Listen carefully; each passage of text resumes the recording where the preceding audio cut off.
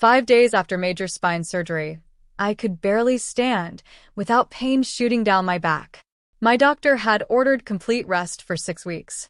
Then my husband walked into the bedroom and casually announced that 12 members of his family would be staying in our house for 2 weeks starting Saturday. When I begged him to wait just one more week, he looked at me without a shred of concern and said, "Nobody is waiting. They'll come, and you'll take care of everyone." He thought I'd have no choice. What happened when those 12 relatives rang my doorbell changed every relationship forever. My name is Emily Carter, and I'm 31 years old. I live in Columbus, Ohio, where I've worked as a physical therapist for nearly 9 years. Ironically, after spending my career helping other people recover from injuries, I became the patient who needed help the most. Years of lifting patients and ignoring constant lower back pain finally caught up with me. After months of worsening symptoms, my surgeon recommended spinal surgery. He warned me that the operation would fix the problem, but only if I followed every recovery instruction without exception. The surgery went well, but recovery was brutal. 5 days later, I still needed help getting out of bed. Standing for more than a few minutes sent sharp pain through my back, and even simple tasks like making coffee felt impossible. My husband, Jason, had promised he would take care of everything while I healed. Before the surgery, he held my hand and said, "Don't worry about a thing. Just focus on getting better." I believed him. That promise lasted exactly 5 days. Late Thursday afternoon, Jason walked into our bedroom holding his phone with an excited grin. "I've got great news," he announced. I smiled weakly. "What happened?" "This Saturday, my entire family is coming. Mom, Dad, both of my brothers, my sister, their spouses, and all the kids. 12 people altogether. They'll stay here for about 2 weeks. I stared at him, convinced I'd misunderstood. "Jason, I'm barely able to walk." "They already booked their flights. My doctor said I need complete rest for 6 weeks. He shrugged, without the slightest concern. "They're family, Emily. They'll understand if you're moving a little slower." "A little slower?" I whispered. "I can't even carry a laundry basket." He sighed impatiently. "Nobody is changing their plans because of one surgery. Just do what you can." The room fell completely silent. As Jason turned and walked away, laughing at something on his phone, I noticed him sending a message. A few seconds later, I heard him say through the hallway, "Everything's confirmed. She'll be ready." He had never planned to ask me. After he left the house that evening, I picked up my phone, ignored the pain shooting through my back, and quietly made one call that would change everything. The person who answered my call wasn't a lawyer or a private investigator. It was my surgeon's nurse. After explaining the situation, I asked one simple question. If I spend the next 2 weeks cooking, cleaning, carrying luggage, and taking care of 12 guests, what happens to my recovery? She didn't hesitate. "You could seriously delay your healing," she said.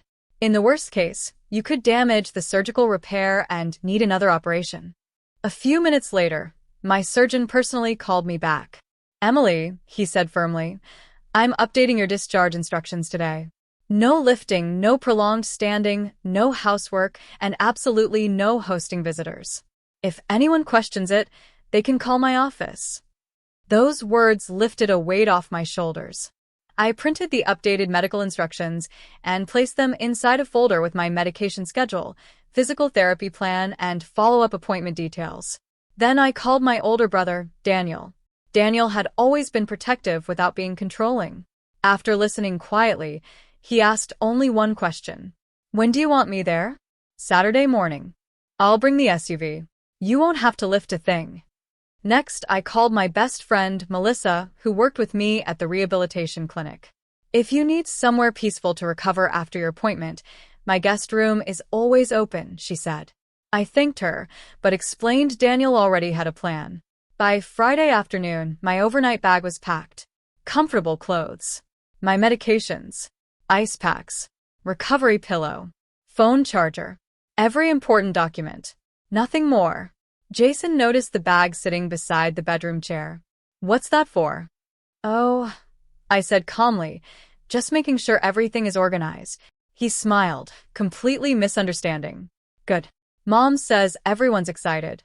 I told them nobody hosts better than you. I simply nodded. That evening I overheard him talking on speakerphone with his mother. Emily insists you all stay the full 2 weeks, he said proudly. She's already planning meals. I closed my eyes. Not once had I agreed to any of it. Yet he kept making promises on my behalf. Later that night, Jason walked into the bedroom looking unusually pleased with himself. Everything's ready, he said confidently. For the first time since my surgery, I smiled. You're right, I answered softly. Everything is ready. Saturday morning arrived much sooner than I wanted. At exactly 8 o'clock, Daniel pulled into our driveway with his SUV. He walked inside carrying only one sentence. Ready. I nodded. Jason had already left to pick up several relatives from the airport, convinced I'd spend the morning preparing breakfast and making beds. Instead, Daniel carefully carried my overnight bag while I slowly made my way toward the front door, one careful step at a time. Before leaving, I placed a sealed envelope on the kitchen island. Beside it sat the folder containing my surgeon's written recovery instructions, discharge paperwork, and medication schedule. Everything was neatly arranged where no one could miss it. Then Daniel drove me to his house. For the first time since my surgery, I felt completely relaxed. No pressure. No guilt. No impossible expectations. Around 1 that afternoon, my phone buzzed with a notification from our front door security camera. I opened the live feed. 3 SUVs pulled into the driveway. Jason climbed out smiling confidently while 12 relatives unloaded suitcases, coolers, backpacks, and children's toys. Everyone looked excited. His mother walked toward the front door first. I can't wait to see Emily, she said happily. Jason unlocked the door.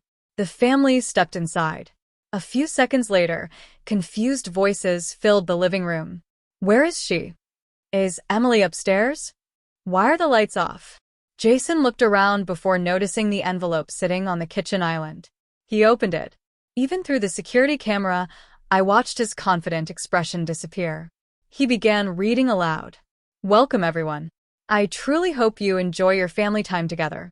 Unfortunately, following my surgeon's instructions, I've temporarily relocated to continue recovering safely.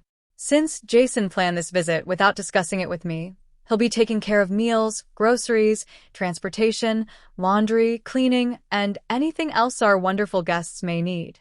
I sincerely hope you all have a lovely stay. Silence filled the kitchen. Then Jason's younger brother quietly asked, Wait, Emily isn't here? Before Jason could answer, his mother picked up the medical folder. She slowly read the surgeon's instructions. No lifting. No prolonged standing. No housework. Strict recovery. Her eyes lifted toward Jason. You knew all this, and you still invited 12 people? No one spoke for several long seconds. Jason looked from one face to another, searching for someone to break the uncomfortable silence. Instead, his father held out his hand. Let me see those papers. Jason reluctantly passed him the folder. His father adjusted his glasses and carefully read every page. When he finished, he looked directly at his son. The surgeon specifically ordered 6 weeks of rest. Jason shifted awkwardly. She always makes things sound worse than they are. Before anyone could respond, his older sister reached for the discharge instructions. She frowned. It says she isn't supposed to bend, lift, cook, clean, or stand for extended periods. She looked around the kitchen. Jason, who exactly were you expecting to feed 12 people? He forced a nervous laugh. I figured everyone would help. His younger brother folded his arms. That's not what you told us. Jason blinked. What do you mean? You said Emily insisted on hosting this reunion because she was feeling much better. Several relatives nodded. His mother's expression changed instantly. You told me she was almost fully recovered, she said quietly. I thought she would be. But you knew she wasn't. Nobody raised their voice. Nobody argued. The disappointment in the room was louder than shouting could have been. One by one, relatives quietly carried their own luggage upstairs. His father rolled 2 heavy suitcases without asking Jason for help. His sister gathered the younger children and started unpacking snacks she had brought for the trip. Another cousin opened a food delivery app. Within minutes, Everyone had stopped expecting Emily to appear. No one mentioned homemade dinners. No one asked why the house wasn't perfectly prepared. Instead, conversations shifted toward recovery, surgeries family members had experienced, and how important proper healing was. Jason stood alone in the kitchen, watching the entire weekend unfold differently than he had imagined. Meanwhile, I was resting comfortably in Daniel's guest room with an ice pack against my back. For the first time in days, I wasn't worried about disappointing anyone. Late that evening, my phone lit up. Jason. I let it ring. Then another call. And another. Finally, a text appeared. Please come home. Everyone keeps asking why I expected you to do all this. I read the message once. Then I quietly turned my phone off and went back to resting. I kept my phone turned off until Monday morning. When I finally switched it back on, dozens of notifications flooded the screen. Most were from Jason. A few surprised me. His mother had left a voicemail. I took a deep breath before pressing play. Emily, it's Linda. Her voice sounded softer than I had ever heard it. I owe you an apology. Jason told all of us you were feeling much better and wanted everyone together. We had no idea your recovery was this serious. If I'd known the truth, I never would have agreed to come. I'm so sorry. I listened to the message twice. Then I called her back. She answered immediately. How are you feeling? She asked. A little better, every day. I should have asked you myself instead of believing Jason. I smiled faintly. Thank you for saying that. She sighed. Yesterday, your father-in-law and I had a long conversation with him. He finally admitted you asked him to postpone the visit. So, he told you? He did. Not proudly. For a moment, neither of us spoke. Then she quietly added, Emily, we've been here 2 days and we've realized something. What? You've been carrying this family for years. I frowned. What do you mean? She gave a tired laugh. Since we've been here, Jason doesn't know where anything is. He couldn't find the coffee filters. He didn't know how to run the washing machine. Yesterday, he asked his niece how long pasta should boil. Despite everything, I couldn't help smiling. Linda continued. I always thought the house simply ran itself. It never did. I answered gently. I know that now. Later that afternoon, Daniel drove me to my follow-up appointment. My surgeon reviewed new x-rays and smiled. Everything is healing exactly as it should. That's good to hear. It is, he said. And keep doing exactly what you're doing. Recovery isn't selfish. It's necessary. Those words stayed with me all day. For the first time since my surgery, I stopped feeling guilty for protecting my health. Instead, I felt something I hadn't experienced in weeks. Supported. And that feeling was helping me heal almost as much as the surgery itself.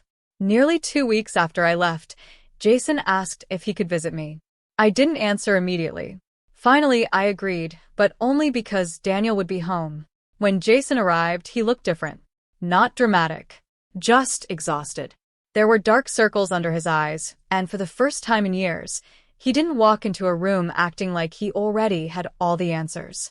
He sat across from me in Daniel's living room. I've been thinking, he began quietly. I waited. I didn't realize how much you actually did. I raised an eyebrow. You've lived with me for 7 years, Jason. I know. No, I replied calmly. You saw me doing those things every day. You just assumed they'd always get done. He lowered his eyes. I think you're right. For several seconds, neither of us spoke. Finally, he said, I kept telling myself the reunion would somehow work out. I convinced myself you'd manage because somehow you always had. But this time I couldn't. I know. He looked genuinely ashamed. I was selfish. Those 3 words hung in the air. Then, he continued. I've apologized to my parents, to my brothers, to everyone. But the person I needed to apologize to most was you. I appreciated the honesty. But I had learned something important during those 2 weeks. Words were easy. Change was harder. I accept your apology, I said softly. But I need something more. He looked up. What? I need to know this never happens again. I promise. I slowly shook my head. I don't need promises anymore. I need habits. He listened without interrupting. If we're going to rebuild this marriage, household responsibilities have to belong to both of us.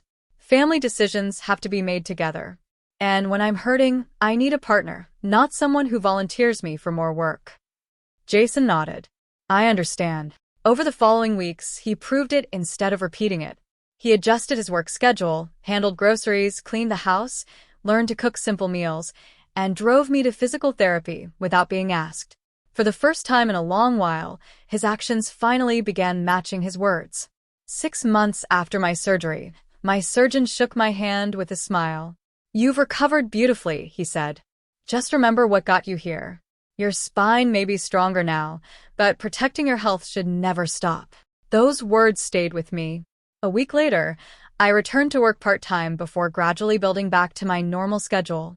Walking through the rehabilitation clinic again felt strangely emotional. For months, I'd been the patient. Now I was helping others heal, carrying a deeper understanding of what recovery truly demanded. Things at home had changed, too. Not overnight. Not perfectly. But genuinely. Jason no longer volunteered our home for family gatherings without asking me first. If someone suggested a visit, he discussed it with me before giving an answer. Household responsibilities became shared instead of silently expected. We planned meals together, divided chores naturally, and checked in with each other before making important decisions. His family changed as well. Whenever they visited, they brought food instead of expecting me to prepare it. They insisted everyone help clean up afterward, and more than once, Linda reminded the younger relatives, a family gathers to support each other, not to create more work. Hearing those words always made me smile. Looking back, I realized leaving that Saturday morning wasn't an act of revenge. It was an act of self-respect. I didn't embarrass Jason. I didn't argue with his family. I didn't try to prove a point. I simply refused to sacrifice my health to fix a problem I didn't create. Sometimes people don't understand your boundaries until they experience the consequences of ignoring them. The greatest lesson I learned wasn't about marriage or family. It was that protecting your well-being isn't selfish. It's necessary. Because the people who truly love you will never expect you to destroy yourself just to make their lives more convenient. And once I finally understood that, I never forgot it again.